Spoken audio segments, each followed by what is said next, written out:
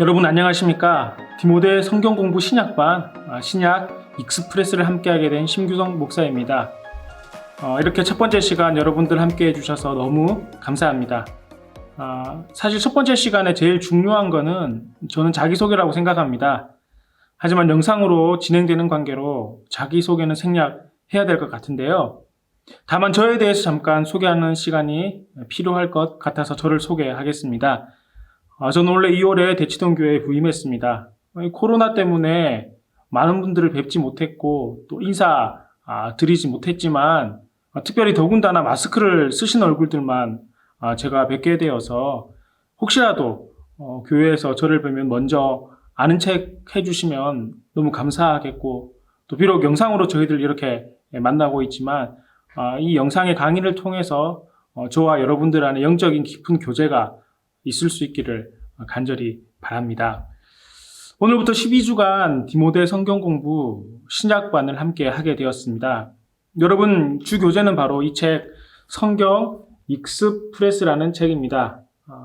교재를 중심으로 우리가 내용을 진행하게 될 것입니다. 필요하신 분들은 교회 사무실로 연락해 주시면 이 책을 여러분들에게 전달해 드리고 또 여러분들이 교회로 오시면 쉽게 이 책을 받아보실 수가 있겠습니다.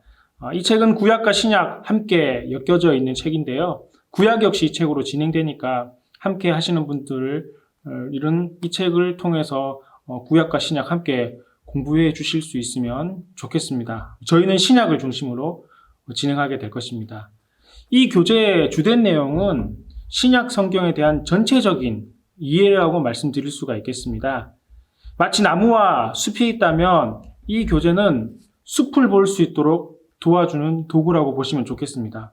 성경의 구석구석 세부적인 깊은 내용의 묵상들을 우리가 이 책을 통해서 알 수 있는 것은 아니지만 이 책을 통해서 성경이 어떤 내용이고 전체적으로 어떤 맥락을 가지고 있고 그 맥락 안에서 하나님의 말씀을 이해하는데 아마 이 책이 여러분들에게 아마 많은 도움이 될 것이라고 생각이 되어집니다. 성경을 읽어보신 분들도 많으실 것이고 다독을 하신 분들도 많으실 텐데요. 아마 이 책을 읽고 다시 한 번 더 성경을 일독해 보신다면 여러분들 성경의 내용이 훨씬 더 다각적으로, 입체적으로 우리에게 다가오게 될 것입니다. 또한 성경의 전체적인 내용을 우리가 잘 이해하고 있다면 그 단막, 또 단편적인 성경의 내용들을 훨씬 더 잘 이해하고 바르게 이해할 수 있게 될 것입니다. 처음 이 성경 공부를 함께 하시는 분들은 성경이 어떤 내용인가 더욱더 깊이 알아가실 수 있는 시간들이 되셨으면 좋겠고 또 여러분 이 책을 또 보셨거나 또 성경을 많이 읽으신 분들께서는 다시금 이 성경 공부를 통해 가지고 우리에게 주신 하나님의 말씀을 더욱더 다각적으로 입체적으로 이해해 나가는 그런 시간들이 되셨으면 좋겠습니다. 그리고 강의의 진행 방법을 먼저 좀 말씀드리겠습니다.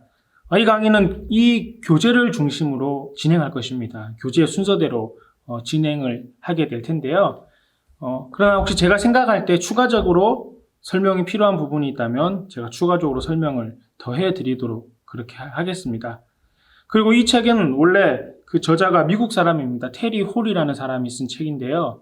이 책은 번역을 해서 우리에게 다시금 이렇게 한글로 이 책의 내용이 전해지고 있지만은 번역을 했기 때문에 원소가 주고자 하는 이 원래 영어로 적혀있던 그 내용이 주고자 하는 효과가 사실 조금 떨어집니다. 번역이 잘못되었다 이런 내용이 아니라 이런 말씀이 아니라 이 알파벳 A, B, C, D 이런 것들을 따서 훨씬 더 외우기 쉽게 이 책이 기록이 되었지만 우리에게는 그런 효과는 없을 것입니다. 이런 내용들은 제가 다시금 책에 내용들이 나올 때마다 다시금 부연해서 설명해 드릴 수 있도록 하겠습니다.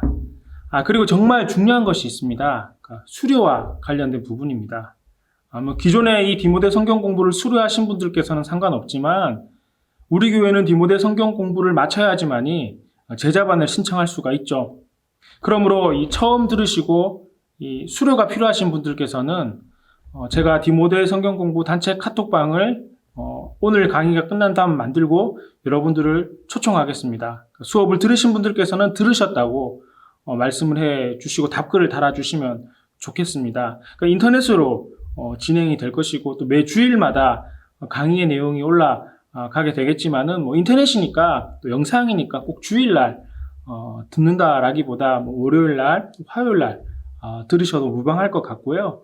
여러분들이 정해진 시간 또 조용한 장소에서 집중적으로 이 책을 펴고 성경을 펴고 필기구를 준비해서 정말 수업을 들으시는 마음으로 따라와 주신다면은 강의가 훨씬 더 유익하고 효과가 있을 것 같습니다. 자, 그럼 본격적으로 오늘 강의를 시작할 수 있도록 하겠습니다. 자, 여러분 교재 166쪽을 펴주시면 좋겠습니다.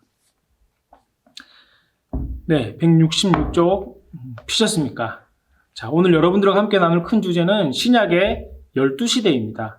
오늘은 신약의 전체적인 큰 그림과 더불어 이 책의 저자가 나누고 있는 12가지 시대에 대해서 간략한 내용들을 소개해 드리도록 하겠습니다. 이 책의 저자는 신약을 크게 12시대로 구분하고 있습니다.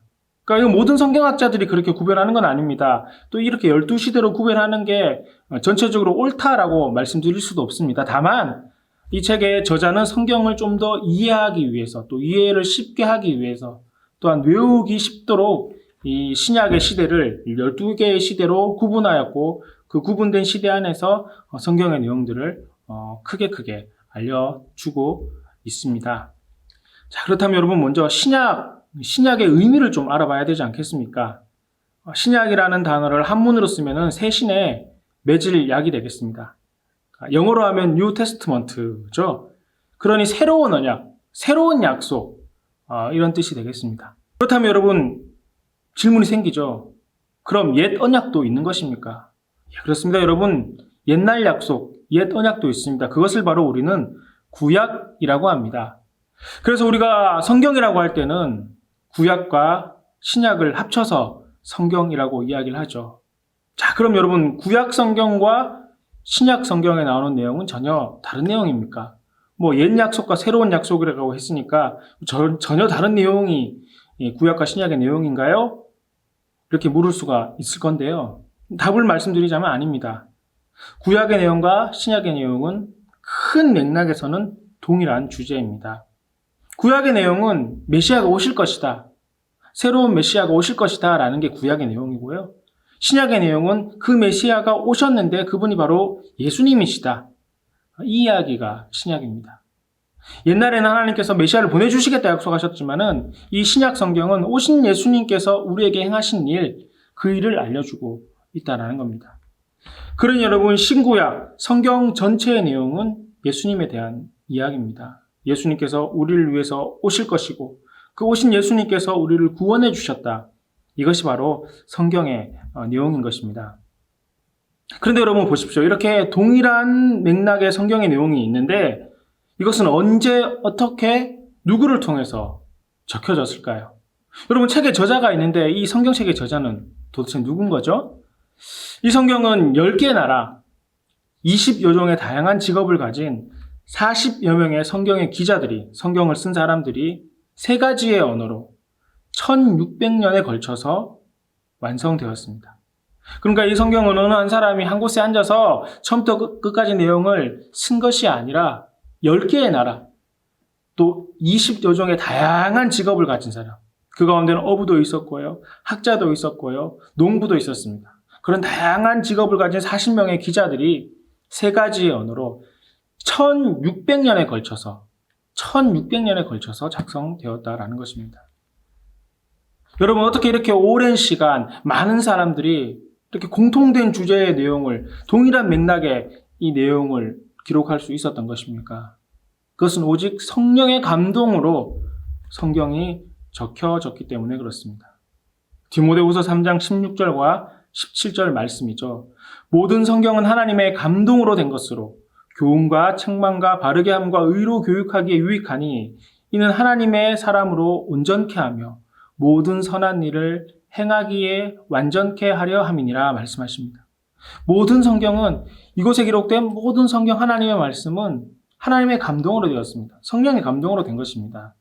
그러니 아무리 다양한 사람이 다양한 직종을 가진 여러 나라의 사람들이 1600년의 기간을 통해서 적혀졌다 할지라도 동일한 맥락인 겁니다. 왜냐하면 하나님께서 우리에게 주신, 하나님께서 영감을 통해서 성령의 감동으로 주신 말씀이기 때문에 그렇습니다. 우리 교재 167쪽 위쪽에 이런 내용들이 잘 나와 있는데요. 우리 167쪽 위에 있는 내용들 한번 보시죠. 성경의 일관된 주제에 대해서 좀 더 세밀하게 이야기를 하고 있죠. 모든 생명과 선의 근원이신 유일하게 참되고 영원하신 하나님에 대한 내용이 성경의 전체적인 공통적으로 흐르는 주제의 하나의 내용이라고 말할 수가 있습니다. 또한 가장 이상적인 환경에서조차 하나님께서 신실하지 못한 인간의 무능력한 상태, 인간의 상태가 무능력하다라는 것이 성경에 적혀 있죠. 우리가 죄인되었다는 죄인의 모습을 성경은 우리에게 이야기하고 있습니다. 친밀한 교제를 맺기 위해 계속해서 사람을 찾으시는 하나님. 비록 우리가 죄인이지만 그럼에도 불구하고 하나님께서는 친밀한 교제를 하기 위해서 우리를 찾으신다는 겁니다.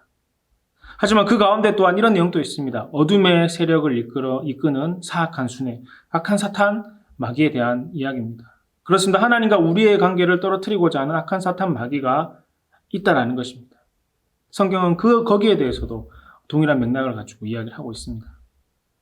또한 죄와 사망으로부터 구원, 믿음으로만 받을 수 있는 하나님의 선물, 구원은 믿음으로만 받을 수 있는 하나님의 선물임을 성경은 계속해서 이야기를 하고 있고요.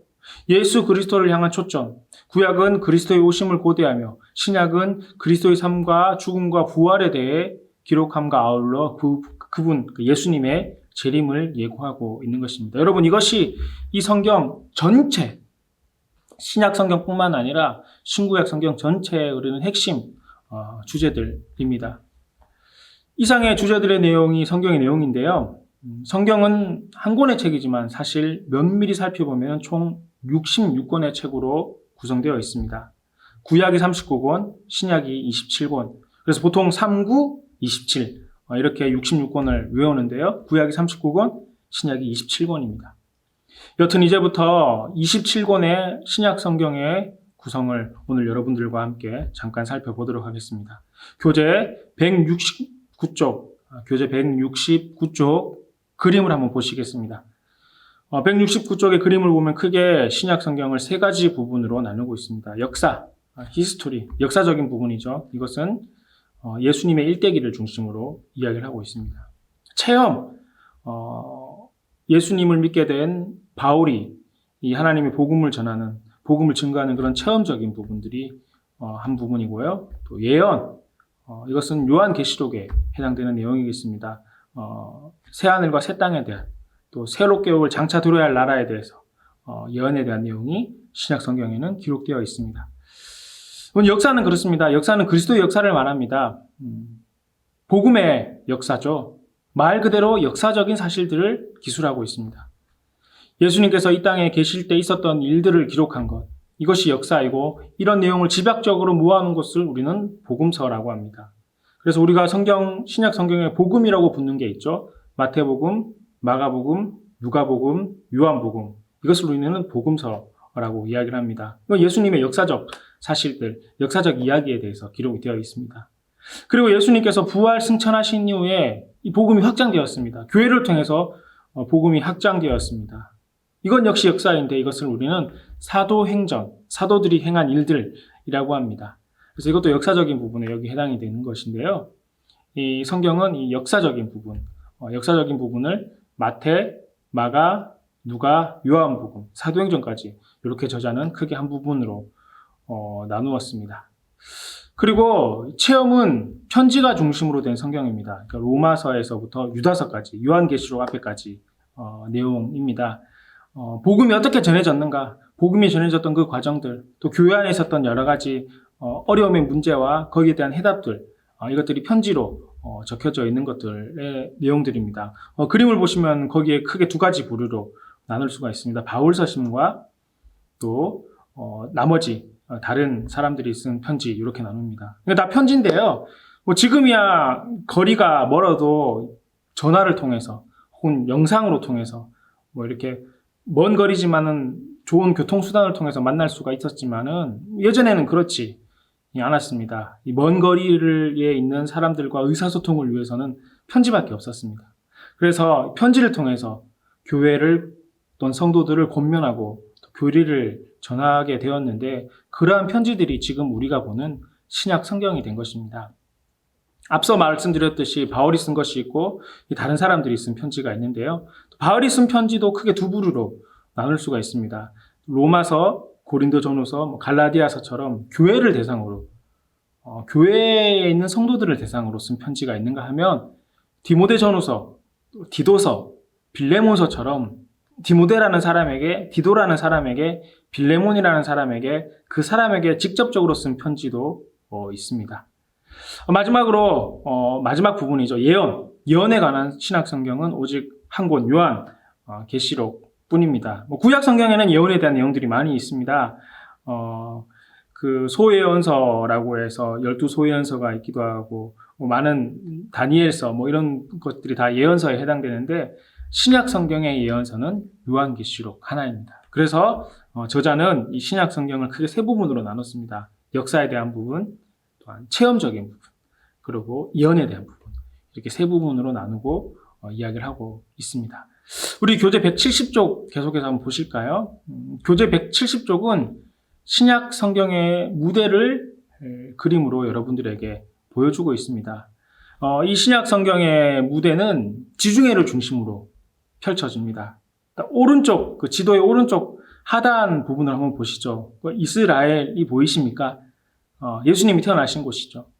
유대 땅이죠. 사복음서의 주요 무대입니다.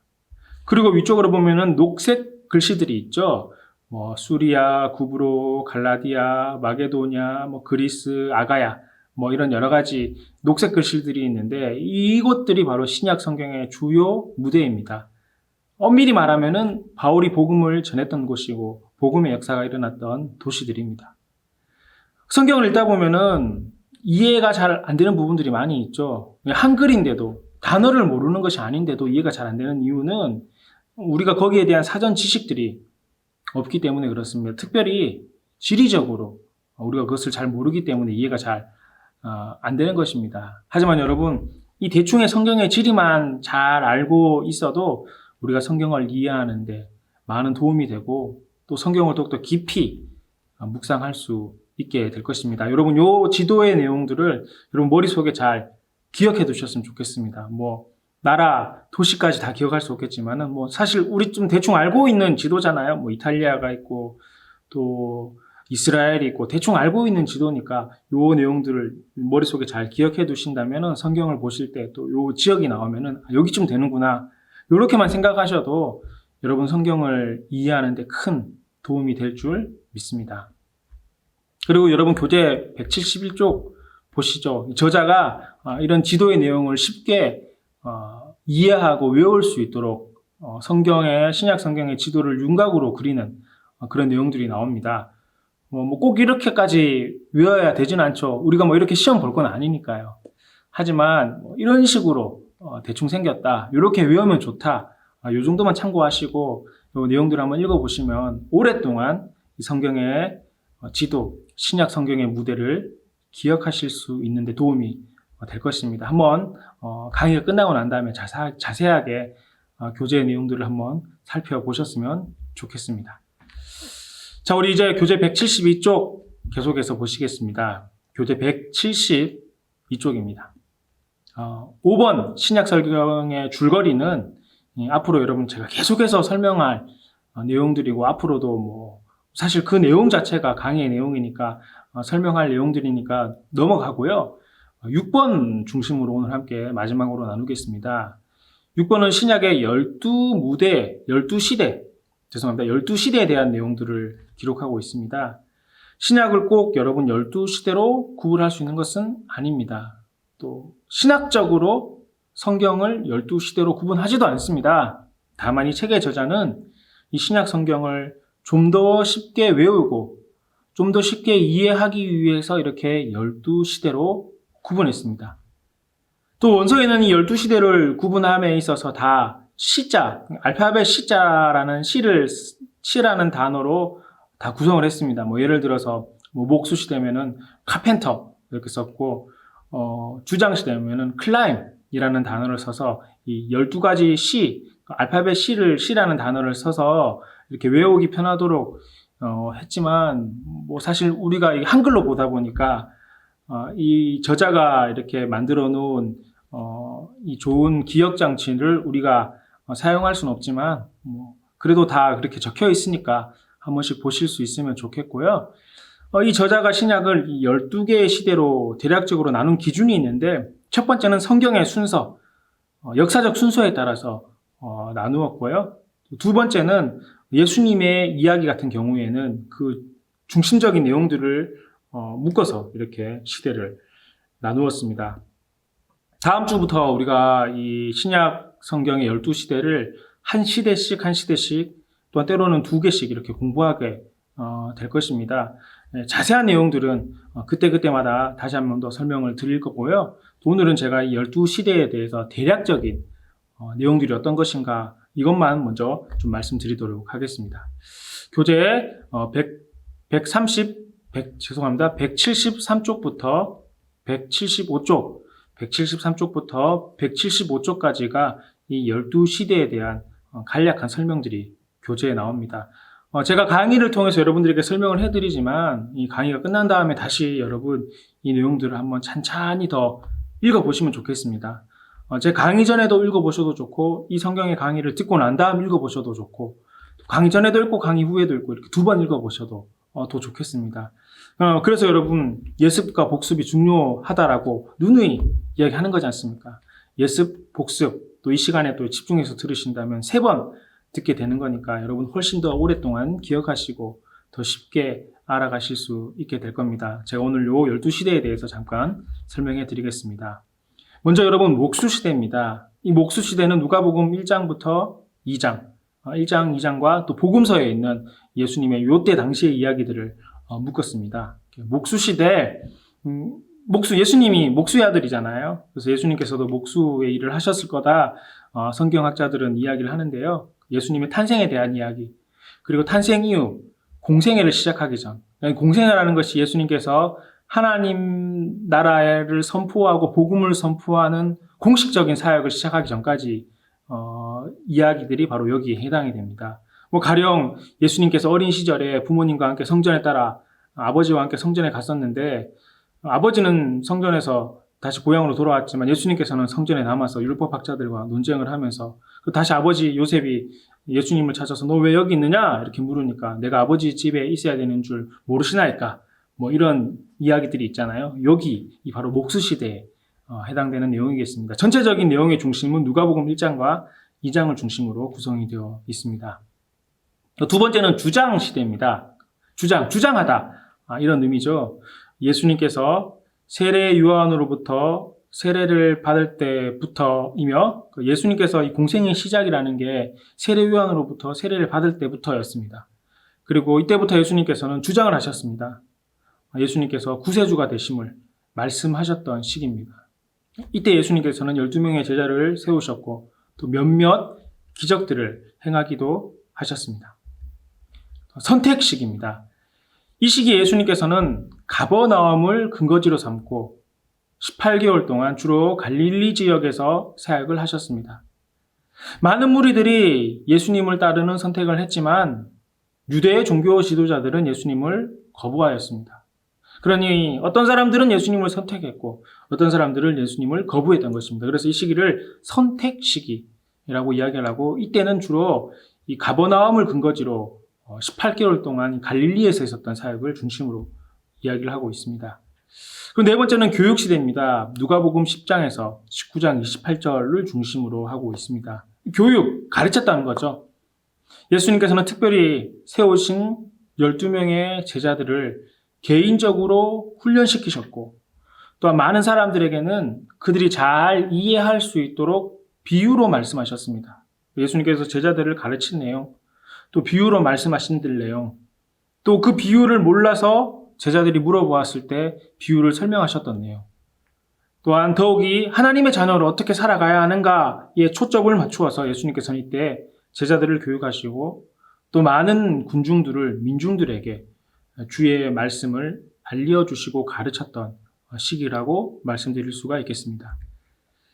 다섯 번째는 십자가 시대입니다. 누가복음 19장 29절부터 또 마지막 절까지, 그리고 사도행전 1장이 바로 여기에 해당됩니다. 기간적으로 볼 때 이 기간은 47일입니다. 이 왜 47일이냐면은 예수님께서 십자가에 달려 돌아가시기 전 요때가 7일이고요. 또 예수님께서 십자가에 달려 돌아가셨고 죽으셨지만 부활 이후 승천 때까지가 40일입니다. 그래서 47일이 바로 이 기간에 해당이 되는데요. 사실 신약 성경, 또 복음서에는 예수님의 십자가 사건이 굉장히 많은 분량이 기록되어 있습니다. 그래서 예수님의 죽음과 십자가 사건, 또 예수님께서 부활하신 내용, 또 부활하신 이후 제자들과 만나셨고 제자들에게 행하셨던 일들, 또 사람들을 만나셨던 일들, 또한 재림하셨던 요 이야기가 바로 십자가의 시대 이렇게 되겠습니다. 이렇게 5가지 시대, 처음에 이야기했던 목수 시대부터 이 십자가 시대 5가지가 복음서를 중심으로 한 예수님에 대한 내용입니다. 12시대 중에 이 5시대가 예수님에 대한 내용이고요. 또 이후 6번째는 교회 시대인데요. 사도행전 2장부터 시작해서 12장까지입니다. 예수님께서 부활, 승천하신 50일 뒤에 마가의 다락방에 모여있던 제자들에게 오순절 성령의 역사가 임하셨죠. 너무나 큰 역사가 그들에게 임했고 그들이 방언을 하고 예언을 하고 성령 체험을 하게 되어서 교회의 시대가 열리게 됩니다. 성령 체험을 한 제자들은 복음을 전했습니다. 가까이 유대 땅에 먼저 전했고 사마리아 땅에 복음을 전했고 팔레스타인, 그러니까 유대와 사마리아 그 주변에 있는 모든 지역에 복음이 전해지게 되었고 교회가 세워지게 되었습니다. 이때를 바로 우리는 교회 시대라고 이야기를 합니다. 그리고 이제 1차 전도 여행의 시기가 사도행전 13장부터 15장까지가 되겠습니다. 그러니까 원래 여러분 교회를 박해했던 바울이었지 않습니까? 하지만 바울은 다메섹으로 올라가는 길에 회심을 하게 되었습니다. 하나님을 만나게 되었죠. 그리고 이렇게 회심한 바울은 자기가 경험했던 예수님, 자기가 믿게 된 하나님에 대해서 전해야 되겠다라는 마음을 가지고 전도 여행을 떠나게 되었습니다. 처음에는 이 가까운 지역, 예루살렘 교회에서 가까운 지역인 구브로와 또 갈라디아 지역까지 복음을 전하게 되었는데요. 이때 많은 이방인들이 복음을 듣고 믿게 되었고 성령 체험을 하게 되었고요. 또 이렇게 복음을 들은 이방인들에 대해서 초대교회는 그들은 굳이 유대인들의 전통을 따르지 않아도 된다라는 결정을 하게 됩니다. 이 굉장히 사실 중요한 초대교회 결정입니다. 이 복음이 사도행전 13장 이후에 나오는데요. 또 이 계기를 통해서 복음이 온 세계 가운데 전하여지게 되는 아마 큰 기틀을 그때 마련하게 되었습니다. 바울은 1차 전도 여행에서 끝나지 않았습니다. 1차 전도 여행의 이름처럼 1차가 있었다면 또 2차, 3차가 있겠죠. 바울은 다시금 2차 전도 여행을 떠나게 되었습니다. 바울은 1차 전도 여행 때 많은 영혼의 열매를 거두게 되어서 2차 전도 여행 때는 훨씬 더 먼 곳에 복음을 전하게 되었습니다. 이 예루살렘 지역에서 갈라디아 지역, 여기까지 전했다면 두 번째는 이 넘어 고린도 지역까지 복음을 전하게 되었고 그곳에 교회를 세우기도 하였습니다. 이렇게 2차 전도 여행을 끝나고 돌아온 바울은 다시금 이제 3차 전도 여행을 하게 되는데요. 3차 전도 여행은 2차 전도 여행하며 다녔던 그 교회들을 다시 한 번 더 방문하게 됩니다. 한 번 더 갔던 그 고린도 교회에 가서 방문하고 복음을 전하게 되었고 또한 이때는 3차 전도 여행은 2차 전도 여행보다 훨씬 더 멀리 에베소까지 복음을 전하게 되었고 그곳에 교회를 세우기도 하였습니다. 또한 그곳에서는 오랜 기간 머물며 사역을 감당하기도 하였습니다. 이 바울은 3번의 전도 여행을 마치고 난 다음에 이 저자는 옥중시대라고 해서 사도행전 22장부터 28장까지를 이렇게 옥중시대로 구별을 했는데요. 바울이 1차, 2차, 3차 전도 여행을 마치고 난 다음 유대인들 사이에서는 큰 소란이 있었습니다. 왜냐하면은 바울이 유대교를 어지럽게 한다라고 생각을 했고 그래서 바울을 붙잡아 결박하게 되었습니다. 하지만 바울은 자신이 로마 시민이었기 때문에 이 유대인들이 자신을 붙잡고 죽이고자 할 때 나는 로마 시민이기 때문에 황제에게 심판을 받아야 된다, 재판을 받아야 된다 이렇게 이야기하며 황제에게 항소하게 되었고 이로 인해서 바울은 로마로 압송하는 과정 가운데 가게 되었습니다. 그때부터 바울이 갇히게 된 거죠. 옥중에 갇혀 있는 상태였지만 그곳에서 만나는 여러 사람들에게 복음을 전하고 또 바울이 로마에 도착해서 한 2년 동안은 재판을 받지 않고 가택연금, 집에 갇혀 있는 그런 상태가 되었는데 그때도 많은 사람들에게 또 여러 사람들에게 복음을 전하고 또 로마에 있는 로마 교회를 세우기도 하였습니다. 또 그런 옥중에 있으면서 가택연금 상태에 있으면서 여러 편의 편지를 쓰게 되었는데 그것을 가리켜 우리는 옥중서신, 옥에서 쓴 편지다 이렇게 이야기를 하는데요. 그때 쓴 편지가 에베소 교회에 쓴 에베소서, 빌립보 교회에 쓴 빌립보서, 또 골로새서, 또 빌레몬서 같은 것이 이 옥중에서 쓴 옥중서신으로 우리는 분류하고 있습니다. 그리고 11번째 마감시대라고 이야기합니다. 히브리서, 또 베드로전서부터 유다서까지가 여기에 해당이 됩니다. 이 신약 성경에 나오는 많은 서신서는 대부분 다 바울이 적었지만은 바울이 적지 않은 서신서들이 바로 여기에 해당이 됩니다. 베드로가 기록한 베드로 전후서, 또 예수님의 제자 중에 가룟 유다 말고 야고보의 아들 유다가 있는데 유다가 기록한 유다서, 또 사도 요한, 예수님의 제자죠. 요한이 기록한 요한 1, 2, 3서, 그리고 또 익명의 기자, 히브리서는 저자가 누군지 모릅니다. 그래서 히브리 사람들에게 쓴 편지 히브리서가 바로 여기 마감 시대, 마감 기자 시대 여기에 해당이 되겠습니다. 마지막으로 완성 시대입니다. 이 완성 시대는 요한계시록이 여기에 해당이 됩니다. 장차 이 땅에 그리스도께서 다시 오실 것이며 또 다시 오신 예수님께서는 새하늘과 새 땅을 세우실 것이다. 이런 내용입니다. 하지만 이 새하늘과 새 땅은 누구나 다 들어갈 수 있는 곳이 아니죠. 믿지 않는 자들은 심판을 받아야 되고 구속받은 성도들은 새하늘과 새 땅에서 영원토록 살게 될 것이다 말씀하시고 거기에 대한 예언들이 바로 완성시대 요한계시록 여기에 해당이 됩니다. 자, 지금까지 이렇게 여러분 보십시오. 신약의 12시대의 큰 틀을 살펴보았습니다. 자세한 내용들은 앞으로 우리가 계속해서 이 12시대를 중심적으로 해서 살펴보게 될 것이니까요. 여기 세부적인 내용들은 앞으로 배우게 될 것이고 또 오늘 제가 설명한 내용들을 약간 보충했으면 좋겠다라는 분들은 책의 내용들을 한 번 더 살펴보셨으면 좋겠습니다. 제가 여러분들에게 설명한 내용들은 책에 있는 내용들이니까요. 그 내용들을 한 번 더 살펴보시면 좋겠고요.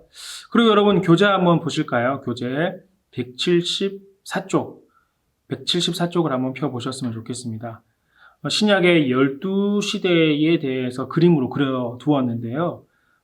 거기 보면 국자도 있고, 땅콩도 있고, 톱도 있고, 십자가도 있고, 학사모도 있고, 그런 그림들이 있죠. 이 저자가 이 신약의 12시대를 좀 더 쉽게 이해하기 위해서, 외우기 위해서 그림으로 표현을 했습니다. 가령 예를 들어서 목수시대 같으면은 이 톱을 그려두었는데 그 위치도 중요한 게 그 위치에서 있었던 일들이기 때문에 이렇게 이야기를 하고 있습니다. 로마, 이탈리아 지도에 보면은 감옥이 표시되어 있잖아요. 이 옥중시대 그런 거 의미하는 거죠. 이런 내용들이 잘 있으니까요. 요거 그대로 외워야 되는 건 아닙니다. 하지만 이 신약 성경의 큰 틀을 이해하는데 쉽게 외우는데 도움을 주기 위해서 저자가 그려놓은 거니까요. 한번 보시고 그 내용들 한번 보시면 훨씬 더 오랫동안 여러분들 기억하실 수 있을 것 같습니다. 자, 오늘 여기까지 수업 내용을 마치도록 하겠습니다.